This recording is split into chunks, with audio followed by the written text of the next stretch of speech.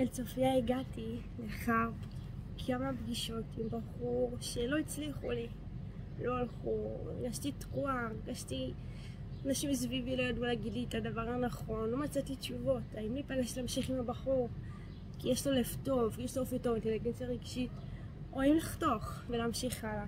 הדרך טיפול של צופיה היא בעצם לגרום לאנשים למצוא את התשובות בתוך עצמם.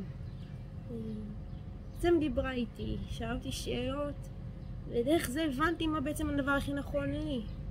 והיא גם עזרה לי לגלות בתוכי כל מיני דברים שהיו תקועים בי בעבר, מנעו ממני את האפשרות להמשיך הלאה ולעשות משהו חדש. ולהבין שאולי מה שחיפשתי עד עכשיו זה לא דווקא הדבר הנכון ביותר עבורי, ואולי הבחור הזה באמת מתחת לאף שלי הוא הרבה יותר נכון עבורי.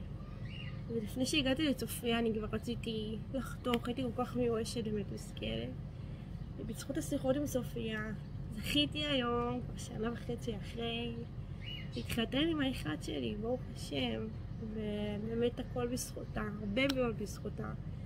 אני לא יודעת אם הייתי עושה את זה אחרת, כמעט חשבתי לחתוך, ואני באמת ממליצה לחום לכל מי שמחפש תשובות, מי שמחפשת עזרה, מי שמחפש למצוא את הדרך, ואולי בכלל לא התחיל איך לצאת לדייטים ולשידוכים, והוא מחפש את איך להתחיל בכלל, הוא מחפש כלים איך להתחיל בדרך הזאת. אז צופיה, אני חושבת שזה מענה מאוד מאוד חכם ונכון, שלי עזר ממש, ואני בטוחה שגם יעזור לכולם ולאנשים אחרים. אז בהצלחה.